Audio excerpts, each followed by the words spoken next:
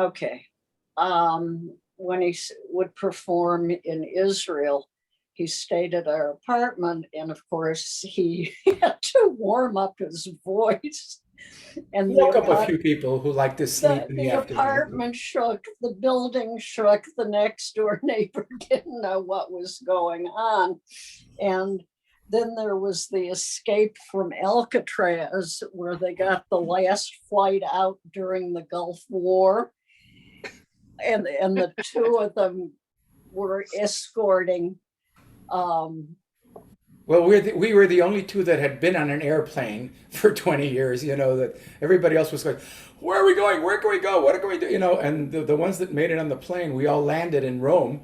And then I had to, get them somebody to put them in taxis. They had no idea they didn't know what they were going to do there. And neither did we, but at least we knew how to go to a hotel. and like Debbie and I are on the phone Oh, going, have God. you heard from? No, so there was all of that joy and laughter. But one of David and Alberto were very close. And during David's illness, he was over constantly. And at one point, when he came, and David wasn't up for seeing anyone, and the hospital bed was in the den, and the door was closed, he just sang to him. So it's one of my deepest memories. Alberta, many times during that period, was the last person I talked to at night. And, it's been deep and important and loving. And he is the sound of my Judaism. So, Alberta. Hi there. Yeah, those are memories that make me cry. And of course, I have tears in my eyes, but yeah, he was very special to us. Well, I don't know what you want to know, really. Basically, the questions that I get asked generally are, how did a little fat boy from Athens, when he was 8, come to America and somehow became a cantor, an Ashkenazi cantor? If you think about it, there aren't too many Ashkenazim in Greece. We're all. Alberto, Yes. explain the difference between the two branches of Judaism. If I must, it's there's the In Western. as few words as possible. How's this? There's the Western and the Eastern, okay? And the Western is a much later thing that happened through Jews that ended up somehow in Germany, in Poland, well, actually, they ended up in Poland after they left Germany. Um, but that's the Ashkenazim. These are the people that pray in a European style without all the Sephardic.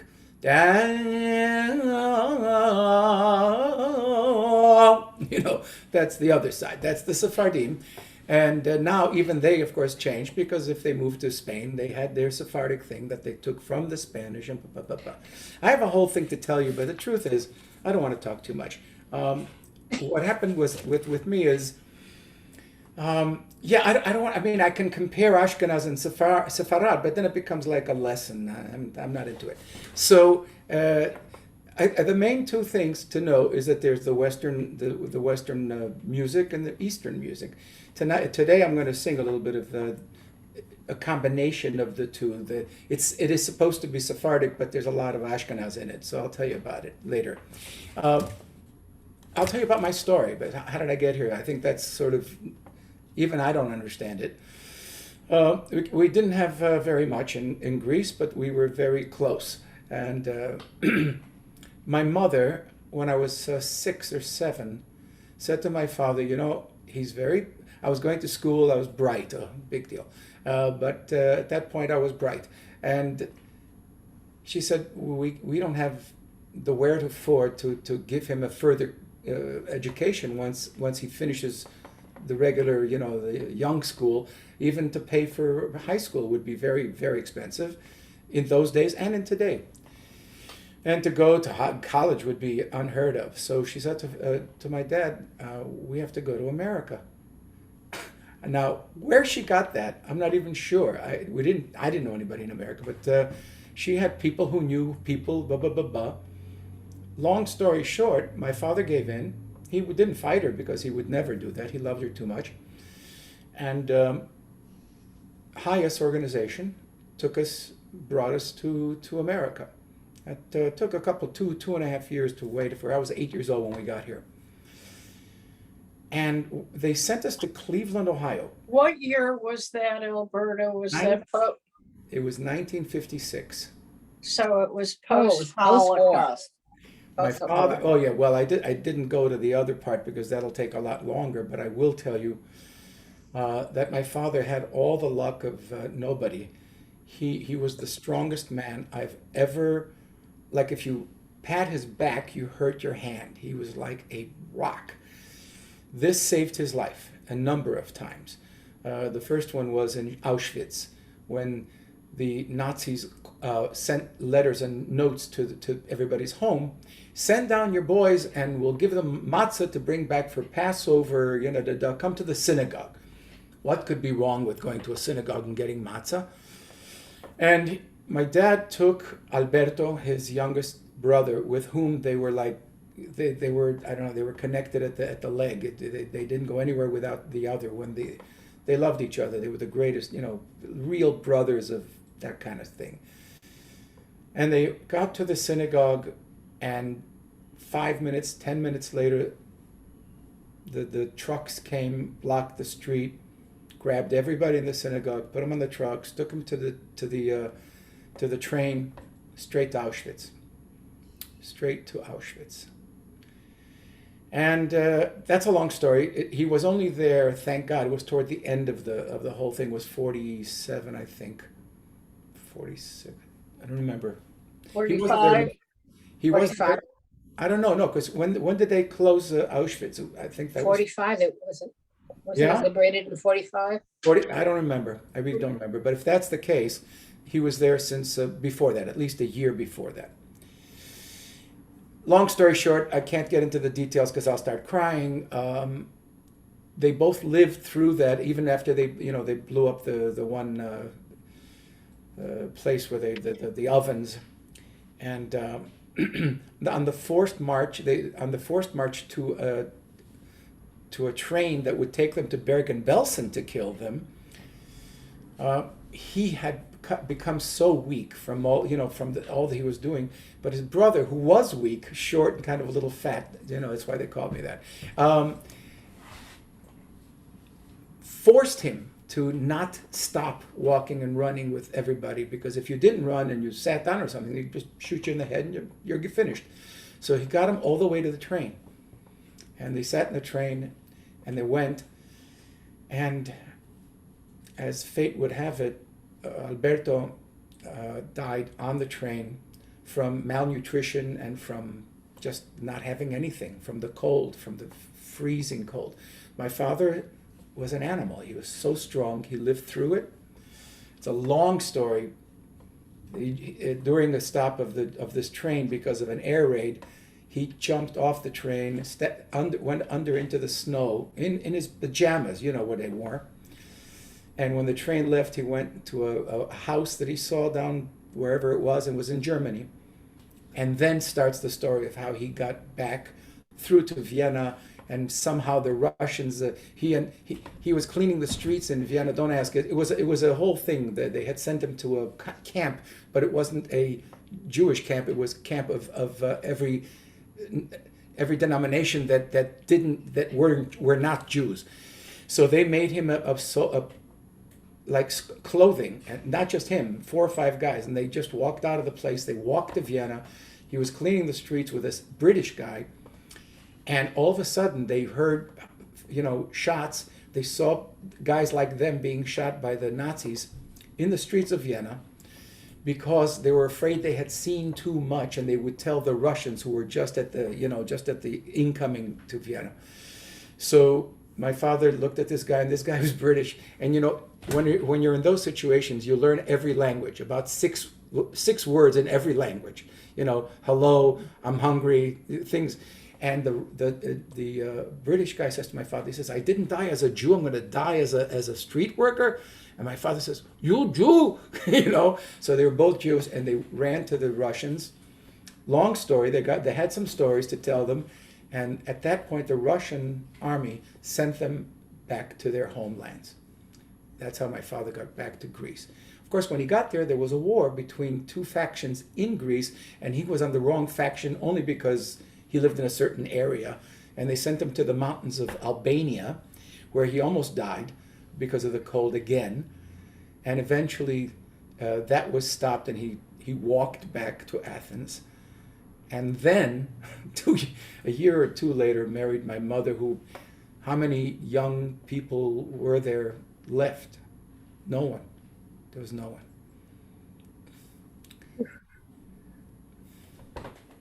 It's hard to say that.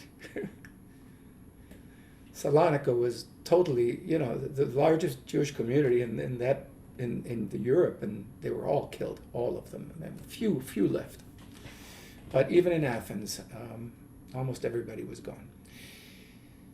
And that, with that as a background, to be told by your wife that you're going to America now, you know, like place you don't speak the language and what, and yet he was, as she was, she was anyway. She was not a strong person, but she was a strong person. And they came here, and I was taken care of by the Ashkenazi community of Cleveland, of course, Cleveland Heights, wherever. Went to the Hebrew Academy. From the Hebrew Academy, I went to yeshiva in Skokie, up here, for 4 years. And they made me a real Jew. And while in Skokie, somebody says, this is my history. I hope that's enough for today. No, it's good. While It's interesting. It's interesting to me, too. It's hard to forget. While at the yeshiva, I was never really like 100% Orthodox type person. And over there, most were. And when the last year, they decided that I should be taking music or voice down at the music school downtown. You know where it is. It's Roosevelt University. You know, their music department. And I stayed at the yeshiva doing that. But in between, I didn't go to, like, I should have been going to the Talmud class, let's say, in the afternoon, and then didn't show up. And I stayed up late, and the guys put me in something, and so I got my Rebbe. I won't tell you the name. Well, I could, but anyway, he calls me to his office. He says, "Listen, I've kicked you out of here 6 or 7 times this year because I didn't get up for minyan, I didn't pray, He says, "You're not Orthodox material," but he says, "I heard your voice, and you have a real voice. So you've got to go to the seminary in New York. They have a cantorial school, and you're Jewish. You learned enough stuff. I mean, I was studying Talmud and all that stuff, which was unheard of, where I came from." And he says, "You go there." I went to the Hebrew Academy, the Jewish Theological Seminary. At the time was called the Cantorial, not the Cantorial School. It doesn't matter, whatever. It's a Cantorial School. And I fell in. It was the right time. If you tried to do it today, it would be sort of like, oh, I can study with Mizrahi? Who the hell am I compared to David Kozovitsky and Moshe Genshoff and oh my God, I mean, the greatest chazonim that were left. Rosenblatt was dead, many were dead, but the Kozovitsky family, I mean, they were some of the greatest singers in the world, and Genshoff was the #1 cantor in terms of production of his soul and his music. It was bound together. And I studied with him for almost 25 years.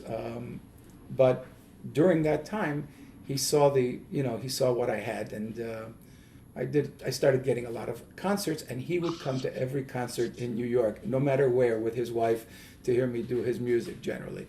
And he made me who I am, actually, as a cantor.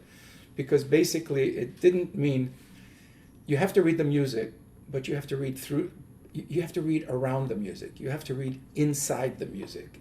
You have to read the music in a way that the person who wrote it didn't know that it was supposed to be that way, because it's in your brain, so it's coming out in a different kind of heart, a different kind of soul.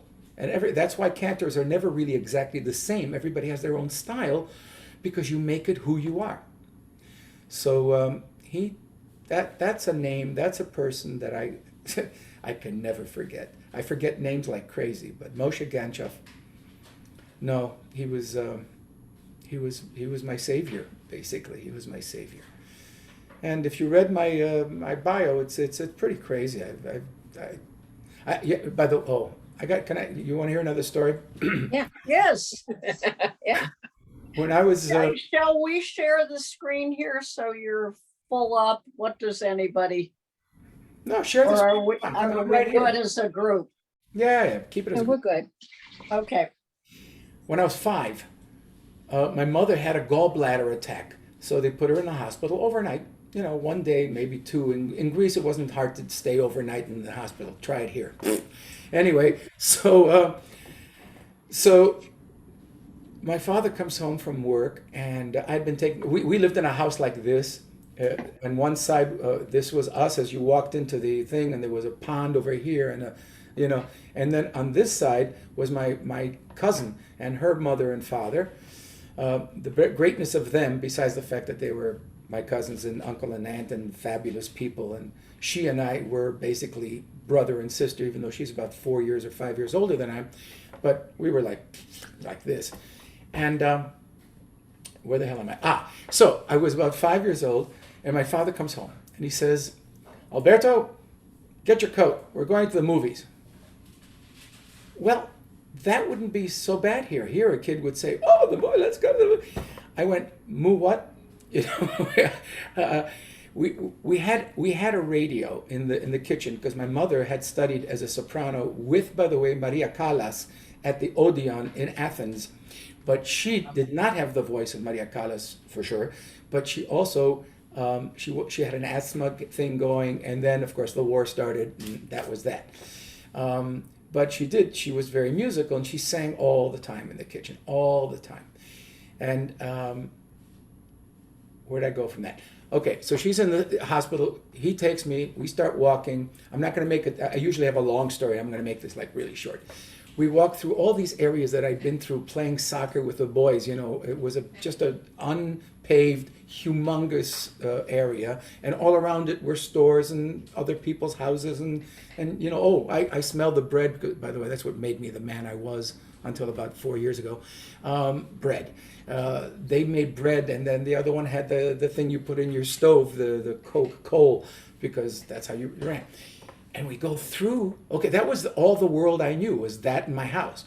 Well, now we were going through this area, through some buildings, into darkness, and I'm like holding his hand like I'm going to die or something. I didn't know from death, so whatever it was that I was thinking at the time.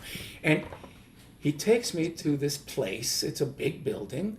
We walk in, and there are two places you can sit. One is on the grass in the middle, and the screen is right in front of you, and you're like this, and you're eating your seeds, the sunflower seeds, and that was a big thing. So many people were sitting there, but it was freezing. So they also have an upper area, of course no walls, but it has a cover, so if God forbid it should rain, and it's made out of concrete, but you sit up there. And we're going to watch the thing, and he's with me, and I'm with him, and I'm going, oh my God, who knows how to.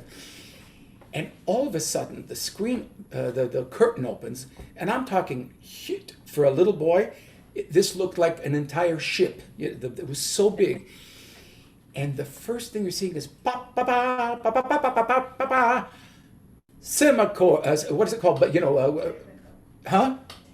Technicolor. Well, I'd never seen anything. There was nothing in the house. It was a radio, nothing else.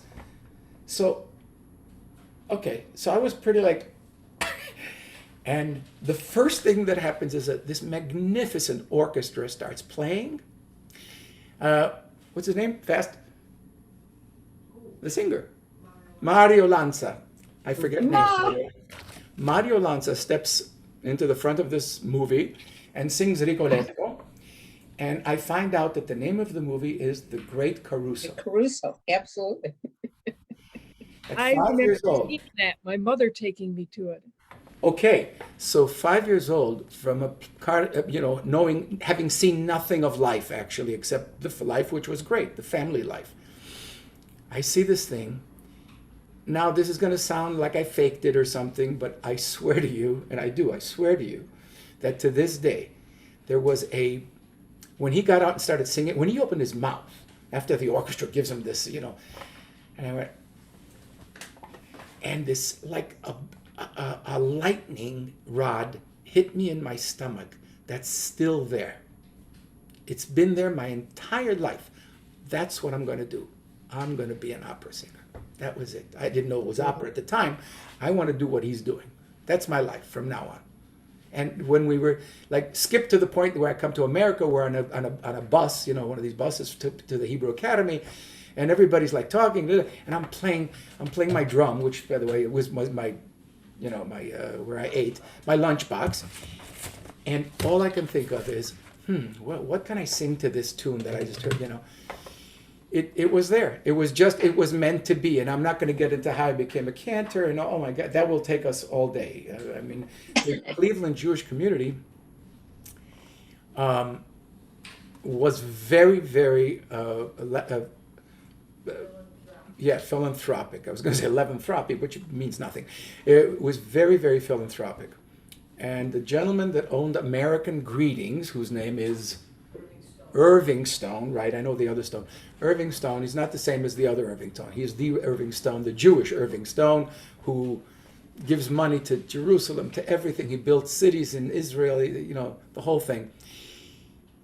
I don't know this, and I'll tell you when I learned it in 2 seconds. And he pays for they go to his, here's the thing. Okay, Irving Stone, I found out later. When did I find out? After, 30 years, when I became the cantor of the largest synagogue in Cleveland, where he still was. And I did a wedding of the family in Cleveland. And he comes up to me. He'd had a couple of drinks. And he said, Cantor, he says, I'm sitting at my desk, and they come over, these guys, because he used to give to everything. If you said, I have a young boy or a young girl that doesn't have clothes, doesn't this, he just paid it off. So he says, they tell me I got to help this kid from Greece. I told him, there's no Jews in Greece. So he says, it took him 30 minutes of my time to tell me that there's Jews in Greece. Who the hell knew I would? So he was a little, but I find out that he paid for my education through high school. I never knew it. And that's, I don't know if you know the thing about in Yiddishkeit and Judaism, that the best kind of money you can give is money that nobody knows who gave it, and you don't even know who has it. It's just, you did it because someone needed it, and you just did it. And this was him. He did it. I couldn't believe it. I started crying. We were sitting there drinking, and I have tears in my eyes because this is the man, allowed me to realize my dreams. Okay, is that enough? Because that's too much to me, I think. Never enough, Alberto. It's wonderful. It's been an amazing career. I never thought I'd reach what I reached, and having davened, I was gonna, if you read my thing, that it pretty much explains what I've been doing, the concerts and all this, and the people I've met. Pavarotti, and this is the last thing I'll tell you. Pavarotti was doing the lead in Ballo in Maschera, in the masked ball. And I was doing the same role, but in English for the American. They had two. The big. Everybody comes to it, and then if you don't have the money to go to that, you can come to the American thing. And young people, in our 20s, 30s, who do it in English, and a lot of people like to hear it in English. So I guess I was doing pretty well. I did all his rehearsals in English, and in Italian, and all mine in English. So that's why the guy hired me, because he says, here's a guy who can do both. Okay, good. We'll put him to work. And Pavarotti came over, and he had this secretary. He always had a secretary, and We know. this very you don't know. You do know. His very beautiful young Jewish girl in her leather outfit, I will never forget that, came up to me and she says, you know, oh no, forgive me, it wasn't that night. That was there was the second time. Okay, just go back a little bit. He had a competition in Philadelphia that he started with the Philadelphia Opera, and this was the first one. And I walked in from nowhere. A friend of mine says, "Why don't you go down there?" And so I went from White Plains to Philadelphia. I sang the aria from that one, and I sang two arias. And they went, "Thank you very much." I got back in the car, drove home. I figured, okay, that was fun, you know, because all the singers do that. They go to everything they can, and sometimes they hit it. And a week later, I got a call. "You're in the finals. Would you please come down to Philadelphia?" You know. So before Philadelphia, right in between that, after I had auditioned and the going to Philadelphia, you had to sing for Pavarotti in this hall in New York, a beautiful hall. Not the huge ones, but a nice one. And I got up and I did the aria from the Russian aria, Kuda, Kuda, Vyudaliyis, you know. Kuda, Kuda, Kuda, Vyudaliyis, Vyasni moje, zlatые dni. Oh, it's so Jewish, except it's totally non. But to me, it felt like I was a chazan singing opera, you know. And he said, "Molto bene," or something even more, like "Grazie mille, grazie mille." I said, "Oh, thank you, maestro. Do you want to hear something else?" "No, no, thank you very much." And I walked off and I said to my friend who played he was like following me. I said, he didn't want to hear. He says, "Idiot.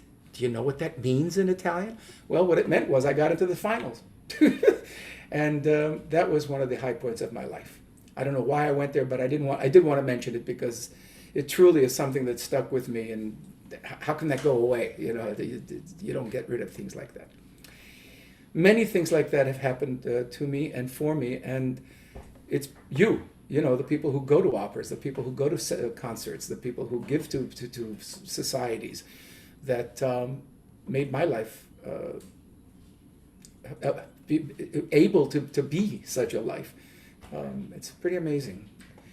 So that's where I'm at. That's where I came from, and that's where we're stopping. Is that okay? I'd like to sing some songs with you or for you. Good. In Greece, of course, almost all the Jews are Sephardim, as I told you, from the eastern part of the world. But Sephardim really means people from Spain, because we, after 500 years of Spanish living there, with side by side with the Muslims, without any problems for the most part, although they ran the country because they, you know.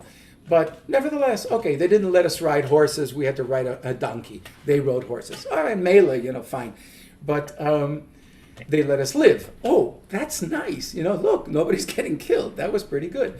And then, of course, you got, what's her name, the queen who decided, yeah, because of the guy who used to be, whose grandfather was Jewish, by the way. You know somebody else whose grandfather was Jewish and killed Jews? Yeah. Yeah, him. Oh. I don't mention his name anymore, ever. Think Second World War. But in this one, also, this guy came from a Jewish world, but he became his super Catholic priest, head priest guy, and he talked the queen into kicking out the Jews because they wouldn't do what he did unless they could convert to Catholicism. She thought it was a great idea, and of course, from there goes, you know, God forbid how many people were killed and boiled in oil and everything else and had to leave their homes and hid downstairs doing Friday night, but then in the morning they had to go to the church because if they didn't show up in the church, they'd be killed. It's a long story, but that's the story. So it so happens that the Sephardim who were kicked out and did that, just left, many ended up, because they were in Spain, right? So then they ended up somewhere in Europe. Some ended up in Northern Europe, where there's a type of Sephardi that is more European. But the ones that, like in Greece and in many countries throughout especially Italy, and took their Spanish with them, and they took their Spanish music with them, the way they prayed in Spain. Even though they were kicked out, they remained loving Spain. They loved their life in Spain. It was the only, maybe they were there 500 years. That's a long time for a Jew to be, for a Jewish group to live and establish an entire type of life. It takes a long time, but they were there 500 years. So they kept it. They kept it, and they worked on keeping it. And one of the things that they kept were these folk songs, basically. But all of them have, they give you a story. They give you a Jewish story. I think we're running out of time, right? Do you want like... No. No. Oh, well, okay. No, we can go to 4:15, 4:30. No happening tonight, madam. I'm sorry. When I was cleaning the underwear. Yeah. Anyway, here we go. So I've got some songs. Scalerica de Oro. This is a wedding song. Sure. Little ladder of gold upon made out of silver and gold, upon which the bride will ascend to the wedding canopy. And I do this for a number of people. In fact, the next one is in a week or 2 weeks, I think. There's a Sephardic family, and the father has known us for a long time. And he says, I've been waiting for my daughter to get married so I could hear Scalerica for her, It's a big thing. So, I don't know how much drum I'm going to play, but we'll see.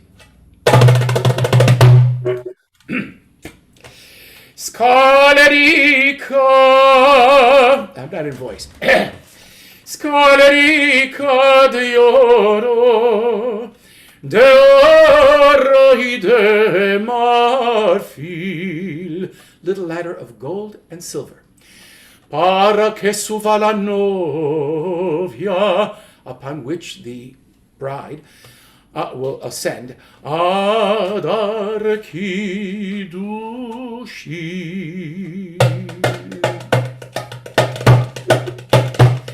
Venimos a ver, y gozen y logren y tengan mucho bien.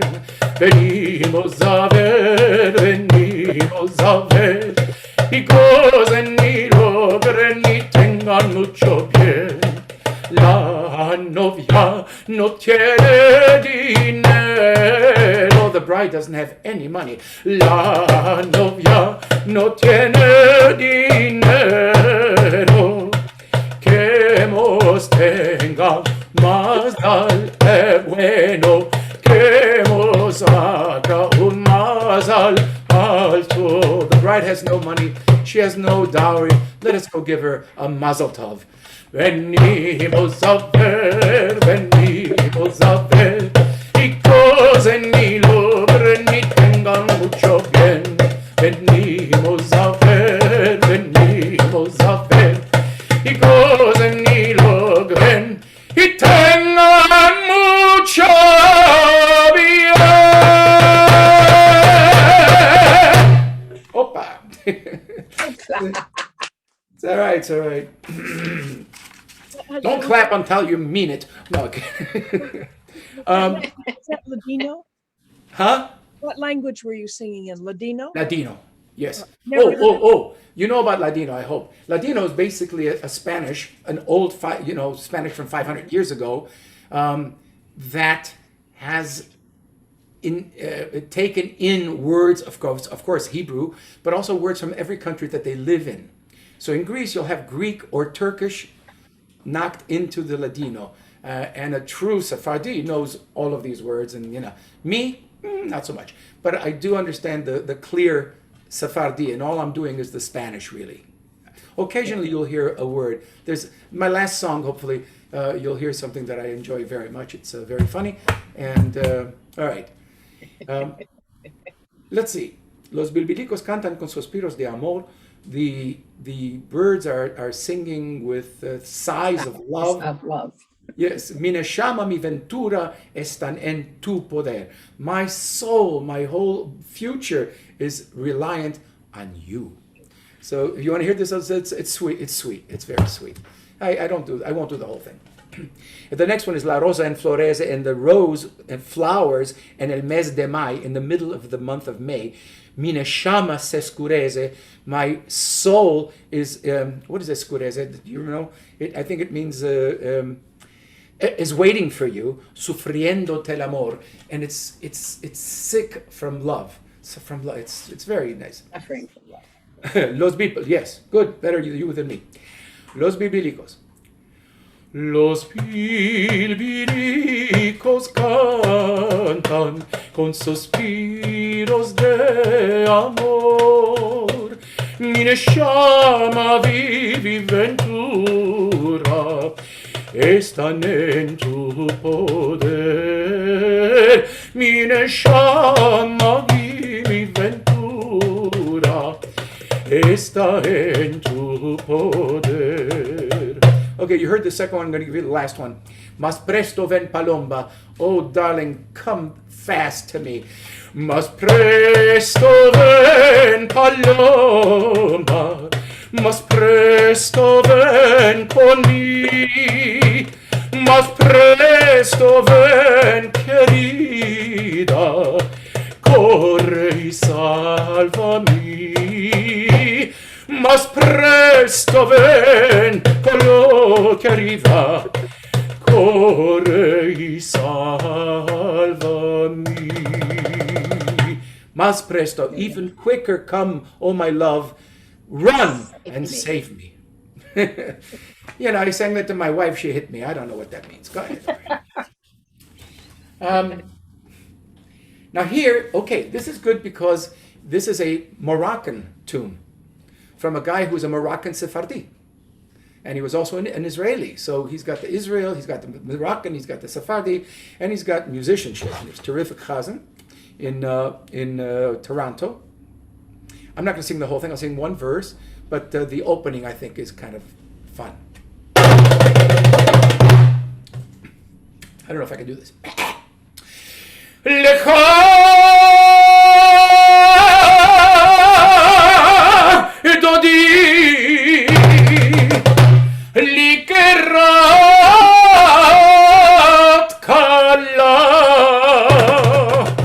I'm not really warmed up. Pene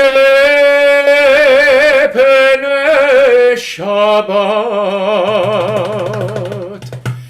Pene Shabbat, Pene Shabbat, Nekabela.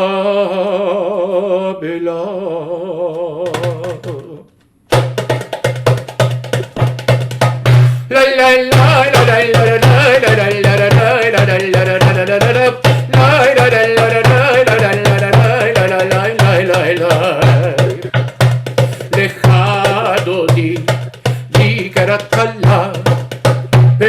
Shabbat, Nekabela, la la la lechadodi, Nikarat kala, Bene Shabbat, Nekabela, Migdosh melech, Ir melucha, Kol mitzei, mitoch hafecha, Rav yoshevet b'yemek habacha, Hu yachmol alaychem. Would everybody sing, please? Lecha dodi, Nikarat kala. Simple. Pene shalala, la la la la la la la. Lecha dodi, Nikarat kala.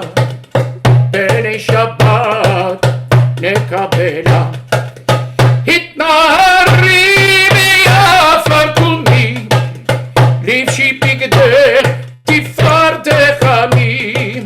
Al yad ben Ishai bet alachmi, karval nafshi keyala lecha dodi, yikara dekala ben Shabbat, nekabel la la la la lecha dodi, yikara dekala ben Shabbat, nekabela.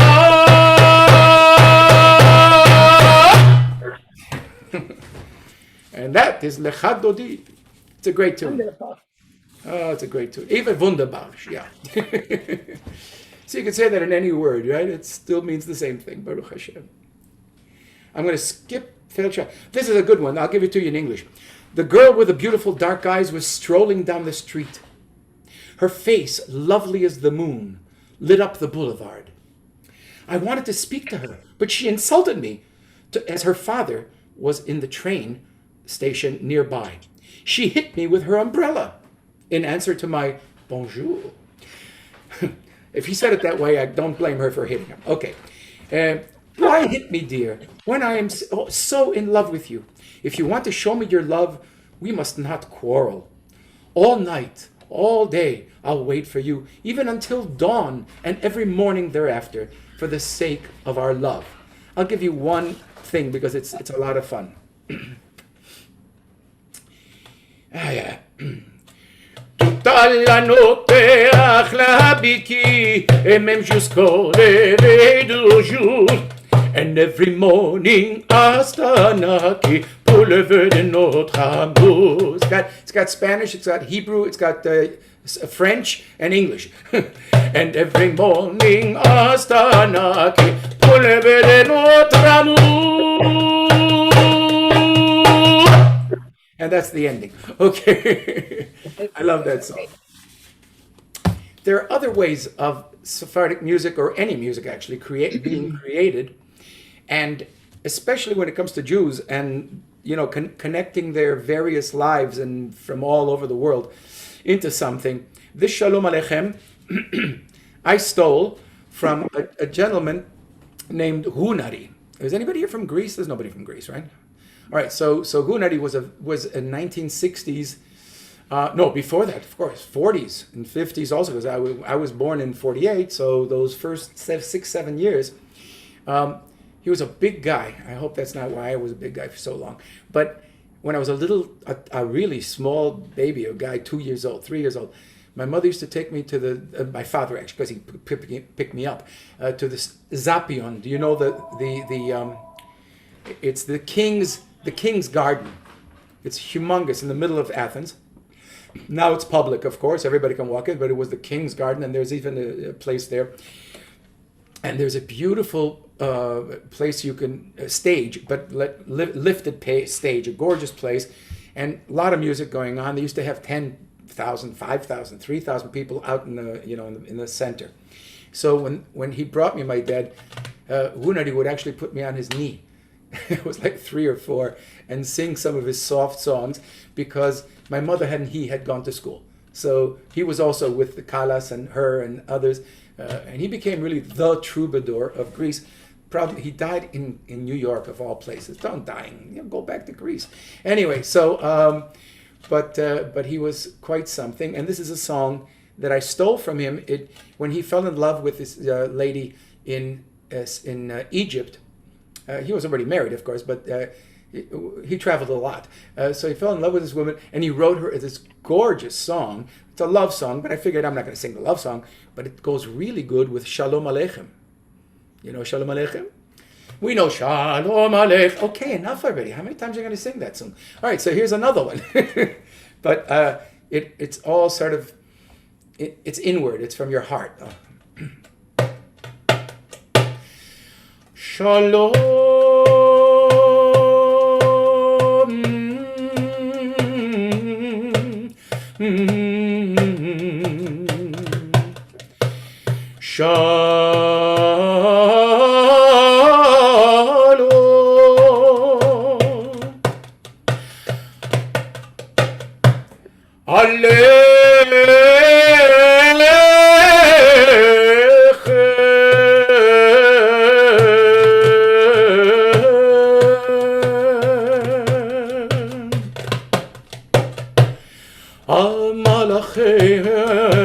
שרת מלאכי עליון ממלך מלאכי המלכים הקדוש ברוך הוא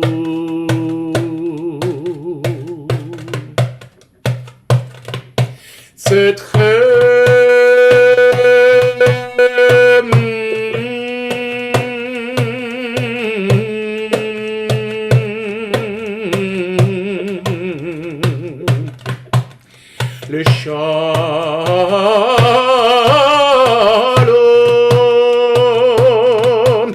מלאכי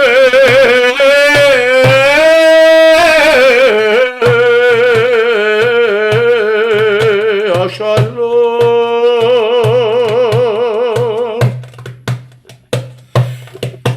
היי מלאכי השלום, מלאכי עליון, ממלך מלכי המלכים, הקדוש ברוך הוא.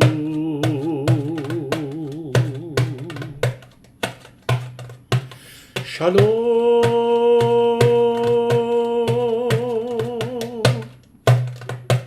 שלום,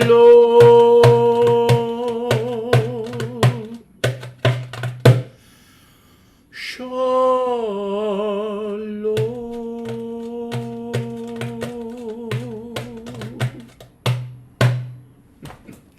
Isn't that pretty?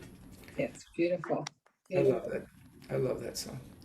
And of course, nobody ever sang it as a shalom. I just stole it from him because I knew this song very well that he had written in Egypt. I think, are we done or should I sing one last, like, finished thingy? Can we put in a request? Sure. Okay, since you're retired from the congregation and I'm about to sob, could you sing part of Hineni? Oh my God. I was afraid you were going to say that. I know. I can. I'm not going to do the whole thing. It's No, but explain what it yes. is.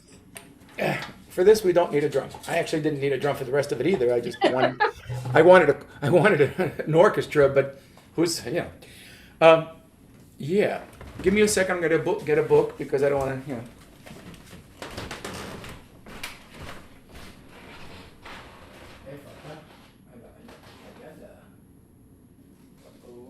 He's amazing, Mary.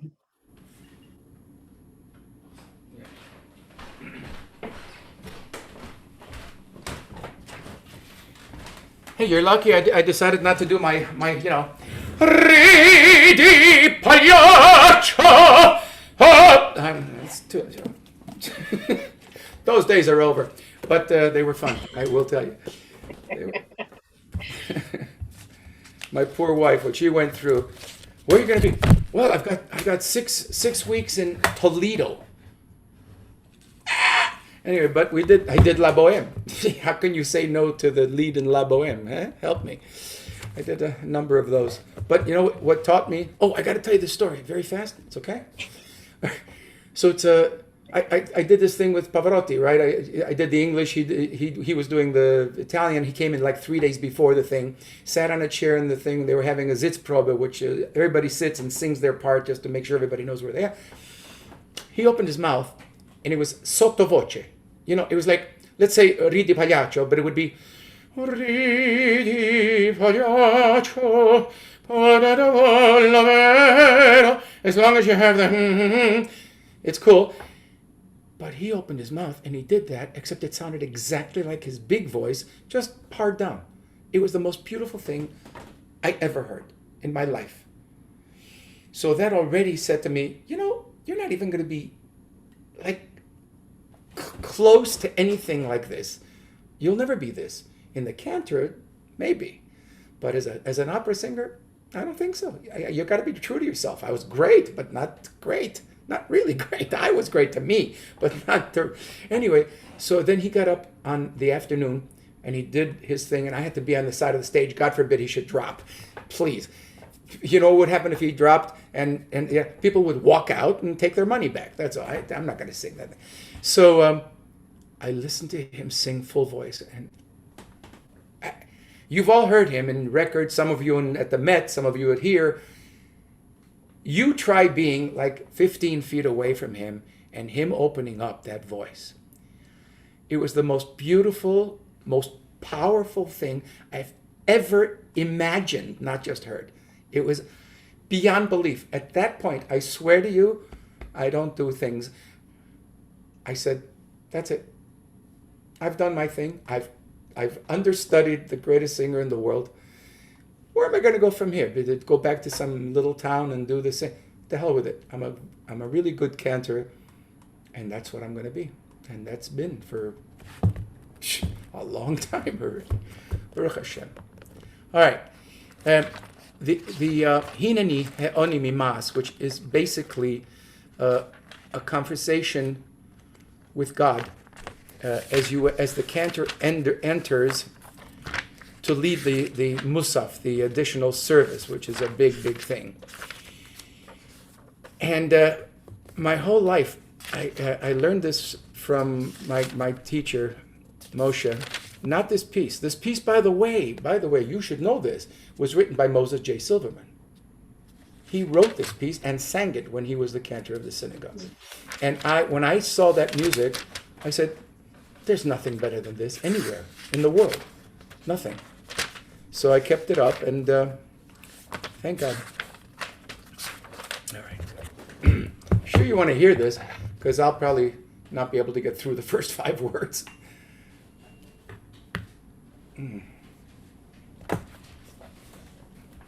Yeah. Usually I'd be in a white gown standing and walking down the aisle, so forget about it. I'm not doing it here. Here we go. Hinani,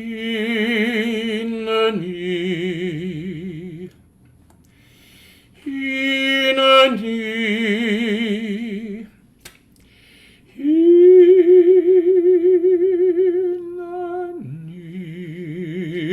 Heoni, Mimas,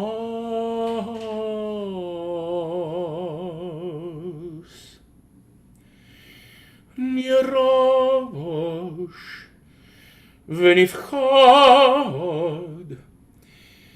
יושב מפחד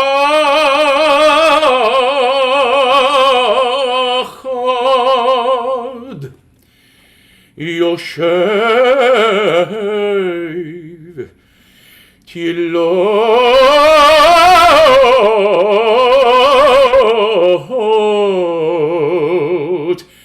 תהילות ישראל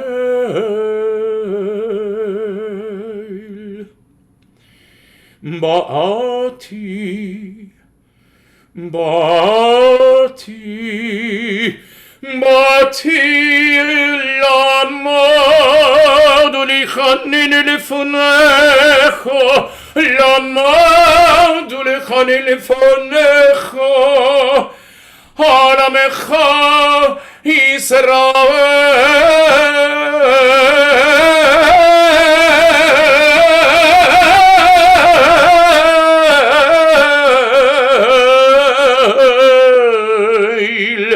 אשר שלחו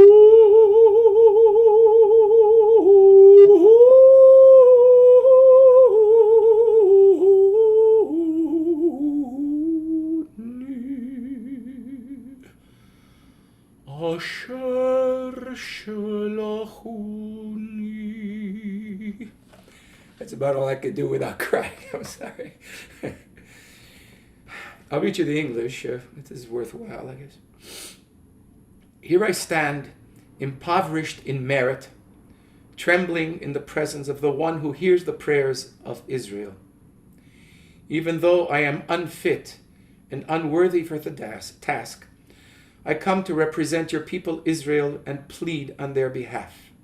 Therefore, gracious and merciful Adonai, awe-inspiring God of Abraham, Isaac, and Jacob, of Sarah, Rebekah, Rachel, and Leah, I pray that I might successfully seek compassion for myself and those who sent me. That's all I got. It's too emotional. Thank you. Yeah.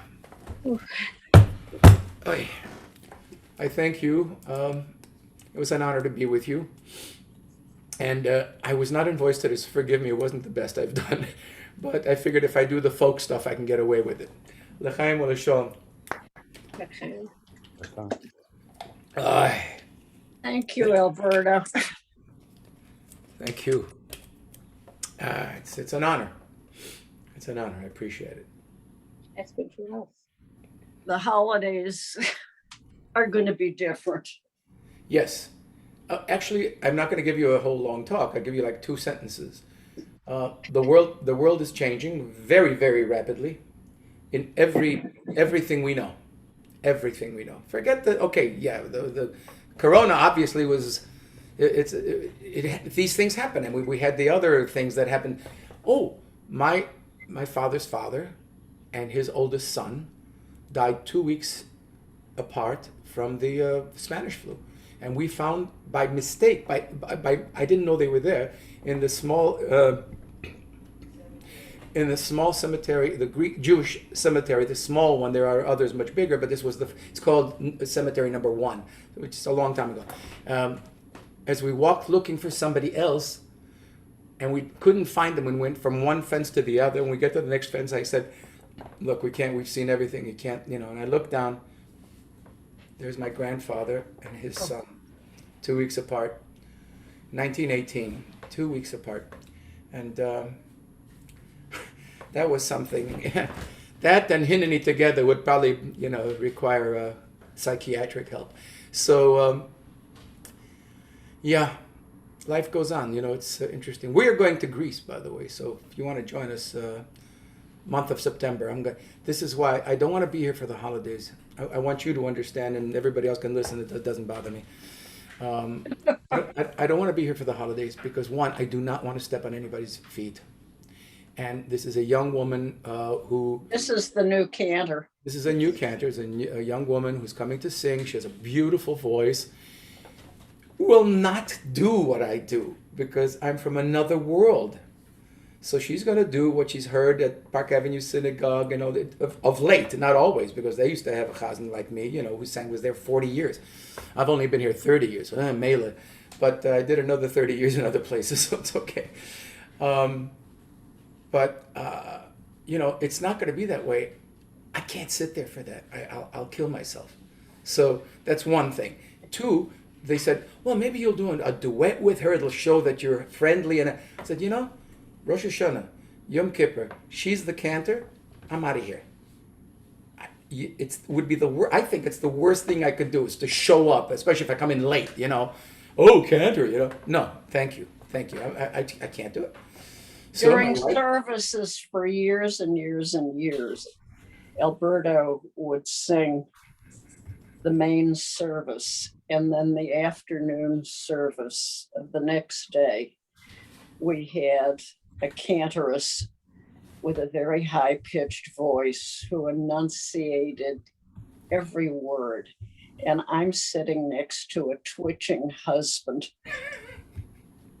who can't take it and would go into the other sanctuary to hear Alberto. But I mean, the running commentary, I said, stop it. You're taking the service away from me. But she really was. I can't use awful, but not to my liking. And when she was coaching Tommy for her bat mitzvah, Tommy does not have a high-pitched voice. And Alberto stepped in and coached Tommy, and she was fine. It was the right register. Yeah, you got to sing the right register. That helps. Anyway, enough. Nicht gefährlich. I did it for you, but it's too emotional for me. It's things are good. Baruch Hashem. Things are good. Baruch Hashem. Love you. Yeah, I love you. It's so nice to see some of you I know for a long time. Penelope, I think we've known each other a long time. And I want to thank you for letting me into your little group. I'll be speaking and taking Barbara to lunch one of these days. I owe her one now. And maybe I'll get back here. Say hello. Hi, Merle. I just was curious, what is your plan going forward now that you're not with the synagogue? If I was younger, I would be looking for a position. At my place, I'm 73 years old now, and still healthy. I don't know how long, but I'm quite healthy, and I think we're going to do traveling. I will teach. There's something happening in a place I can't name, and it's not here. That wants to make me the head of the place so that I can do some coaching, and then they'll using my name to bring more people in. That I'll do. That'll be fun. Will you do any performing? I will do as much performing as I can get, and I'm not sure I want as much as I can get. But I'll do some of it for sure. I'm going to wait. We're going away, as I told you, for a while, and then we're also spending a lot of time in Florida this winter. I mean, longer than we did last year. So I'll be there quite a few months. And, Alberta loves golf. yes, I do love golfing, as a matter of fact, and that's why I'm staying with two magnificent golf courses. And listen, it's part of the deal. You pay for the apartment, but the golf is free. So I said, I can do that. And I am doing it. You play 2-3 times a week. Then, of course, you have to, sit down and sleep for a couple of days. But it's a lot of fun. Anyway, but life is good. So thank you for asking the question. I'm not sure that I need to do any performing per se. I've done thousands, really. So not thousands, many, many hundreds. So I think, I've been there, seen it, done it. Yes, please. Roma, I don't hear you. Ah, there you are. I met a rabbi. He was helping me learn about ketubot, and there was a line in there that said, I think it's sung, Ani le dodi vadodi li. What does that sound like sung out? Oh, it's a very old thing from the Shir Hashirim, from the Song of Songs. Ani le dodi, I am for my beloved, vadodi li, as my beloved is for me. That's one way to explain it. And I think it's the best way to say it in English, because remember, this is Hebrew, right? Ani le dodi vadodi li, which means I am my beloved's and my beloved is mine. But here people go, oh, you can't say that in English, So we say it differently, but that's really what it means. You are each other's it. That's what it is. Yeah. So is it sung? Oh, Is that line sung? there are songs to Ani le dodi vadodi li. I've never sung it per se, because it's really should be said by you. Ani le dodi vadodi li. Or the rabbi says it in the middle of a thing. I don't know any. I'm sure there are tunes to it. I've never done it. Yeah. Thank you. There is a song called Dodi Li. Dodi Li Vani Lola. Oh, in fact, it's exactly the same words, but used. You know how you can say something the exact same way, but with different words. So it's not Ani le dodi vedodi li, which is very. I don't know how you say it, like really precise. Very precise. I am my beloved's mine, my beloved is mine. This is Dodi li, my beloved is to me, Dodi li va'ani lo, and I am his. So it's a young lady's song, obviously written by a woman, or should be, saying that I am my beloved. My beloved is for me, and I am his. That's exactly what that means. That's the other one. So they don't use that. They use the more, straight thing, so that each of you are equal to each other, that's what this one means also. But in today's world, you can't say it. It's almost like, it's sad, kind of. And that's do di li va ni lo haroe bashoshanim. Oh, haroe bashoshanim. Haroe. He controls the sheep. What's it called? That job, huh? Shepherd. Shepherd bashoshanim, among the roses. Where are these words coming from? Because it's depicting. It's a picture. It's a picture that's coming out in the words. Those are just the beginning words. Do di li va ani lo haroe bashoshanim. Da da di da da dum, da da di da dum, da da di da da dum. Twice. Da da di da da. There were words, but da da di da dum, da da di da da dum. Do di di. Now tell me, Anilo Aroe Bashoshani. It's a beautiful song. It's a very beautiful song. There are so many of them. Kinderlach. Anybody know what happened to the Cubs? No. If you Did your what? time at Anshiam coincide with Uncle Ben's? Uh, Been around? no. He had just no. I've been here exactly 32 years. Yeah, 90 what? 1990. It's exactly what Or I came. did he? No, I came at 1990. Yeah. I don't know. He And was he was not around. Penelope? He I, was very special. that was wonderful. Thank you. You said many things that fascinated me, but one I want to ask about.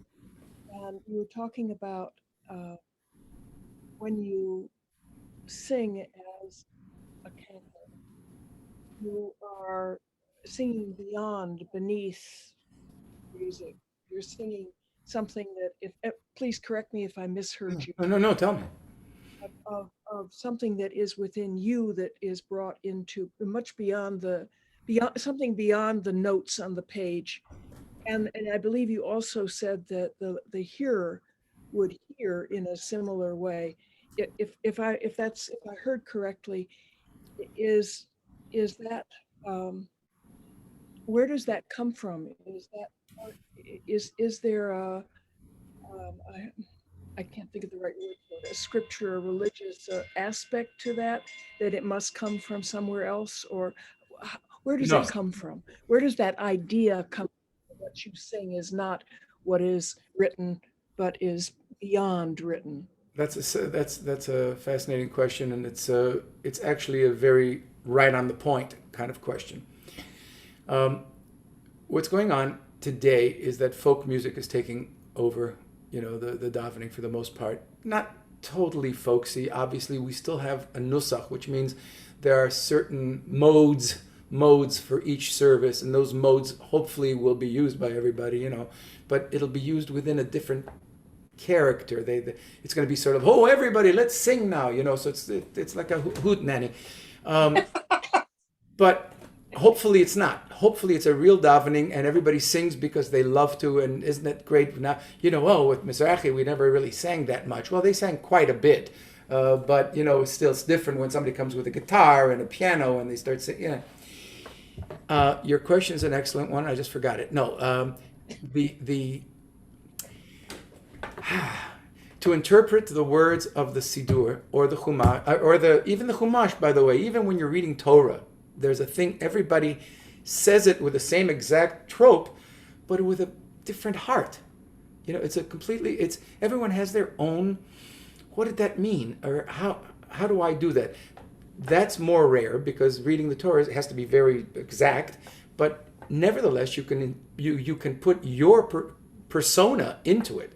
As a chazan, I don't know what happened 1,000 years ago. Remember, the temple was still around. There was 10,000. I don't remember anymore. It doesn't matter. The point being that life changes. Everything changes. So we had this magnificent temple, and we haven't had that for how many years? 1,000 years, more a year, and here we still are. Now we have synagogues. What happens when the synagogue becomes not so important because you can do it online? I don't know. That might be in a couple of centuries. I don't know, or maybe in 20 years. I don't know. So you're asking the question of, as a chazan, what is it that I am allowed to do, or what comes to me that makes it my interpretation of those words? And the answer is that every cantor interprets the words, if you know the words, and you better know what it means to begin with, but interprets their words with their own heart and their own brain. And as I'm praying on Rosh Hashanah, Yom Kippur, or Shabbat, it's almost a game with me. I know that I'm going to do tunes in the Kedusha for people to sing with, but then when I go through the Musaf, which is getting less and less open anymore, well, let's do a half a Kedusha, so we don't have to. It gives me the opportunity to say all those incredible words that we have to say. Yismechu hashamayim v'togel haaretz, sim shalom, tova uvracha. All those things are modim anachnu lach, and it really depends on that millisecond in my mind that allows me to start it in a way. I will say over the years you develop I have 4 or 5 ways to begin each of these things that come to me naturally. It's not like I say, let's do 3C now. It could be you could think that it's true, but I don't have time for that. As I'm singing, it comes to me, the next thing comes to me. I said, oh yeah, I feel like, it goes very, and then I interpret the words as they go by, as I'm reading them, and they just come out in different music. You have to have you have to own the trope. You have to own the what's it called, you have to own the music so that you don't think about it. So that all you think about are the words and how are you going to interpret them. That approach, or is that something you developed? I mean, it could have been otherwise. It could have been, do not deviate from this. Oh, many years, yes, many hundreds of years. And I don't know if I haven't heard a lot of Hasidic davening, with the guys with the things. But I would think that they're pretty, this is how we do it in our sect, right? Because they all have these various sects. According to that rabbi, according to this rabbi, and never the twain shall meet.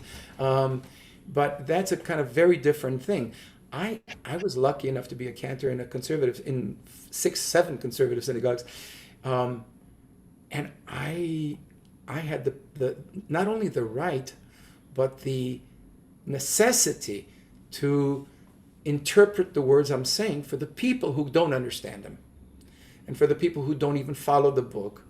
And I want somebody to close their eyes and say, what's he saying, Or, oh, Sim Shalom, grant peace to your people Israel, and to, and when they hear that, if I'm saying it in ways that they can go, yeah, I agree with that, then they've done something, Then Thank you so much. That was very helpful. it's true. It's like, a chazan can't take the time to think about it, except when away from the pulpit. You understand that's because if you're already on the pulpit and you don't know what you're going to do, it's too late. You don't know what you're going to do, but you know you're going to do something. I know. I have no qualms about getting up and just opening my mouth, and it comes out a certain way. I said, I'm in that kind of a mood or in that kind of a voice, and it just keeps going. Yeah. Thank you. Alan? First of all, that was magnificent. Just absolutely delightful. Thank you so much. My son is a musician who has actually performed at the Salon a few weeks back. Beautiful. He studies with a master musician in India. And he says exactly the same thing, that yes, you could play the notes, but that's not what it's about. It's about the feeling underneath, behind, and through the notes. Just the same way that you were saying. It's exactly the same. What's it called? What does he play? He plays the hammered dulcimer, which is basically the Cantor. Yeah, it's gorgeous. And he studies with Pandit Shiv Kumar Sharma, who is a master musician in India. And but he often talks about this, that it's at that moment of creation when you do have choices. Oh yeah. And those choices reflect who you are. What my son Max is always talking about is the necessity for creation in the moment. I agree with him. If you're in that moment and you can be true to yourself, that emotion carries forward. And then I think you're quite right that it's also the way that we interpret it very much has to do with exactly who we are.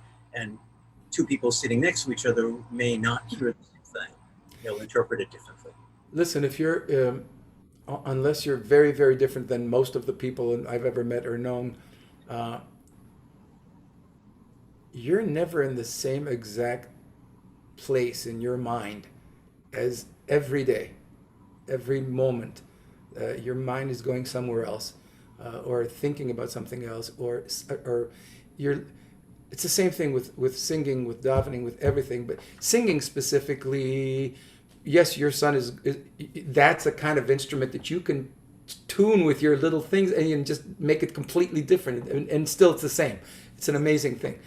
But in voice and in words, it's something that really, until you master it, you've got to just keep learning exactly the way that the teacher says you got to do it this way. Do it this. Here's the music. Sing this music. Once you know the music, aha, you know, I know a way I can switch from here to there and go over here. And that's early in your career. But as you grow older, you know, like the last 40 years, I'd say, it's just what I'm feeling inside. And it's coming out, and I'm hoping that you read that and you understand that I mean it for you as well. You know, it's never like, this congregation. Yes, if that's the way you feel, please leave. No, it's got to be, this is my people. This is my people. And I think when they hear what I'm about to say, the way I say it, they're going to feel it. Then sitting in the congregation, I can't say I know the words, but I will say between my husband and Alberto, I have been given my religion at the very deepest experience. So for that, I thank you. And it is when the music is washing over you and Kol Nidra, oh my God. Yeah, there are moments in the, in the thing. That's beautiful. Yeah, there are moments.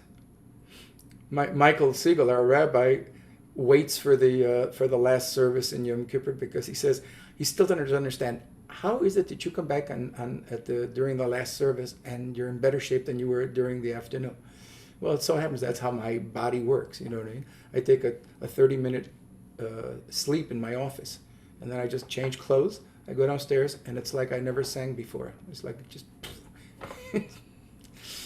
yeah. Just try to make sure that you have a way of singing that doesn't strangle you. You gotta be able to. You have to know what you're doing. But I've been very lucky. I was granted a voice, Baruch Hashem. Otherwise, I could be anything, but it wouldn't be a cantor. So really, I love you guys. This is really sweet. This is beautiful. Love you too. Thank you. I thank you. Well, this is the group, Alberta, that I explained to you at lunch. We have been together over 60 weeks. The Salon, we knew it was Sunday at 2:15. It was a placeholder. It was a safe place.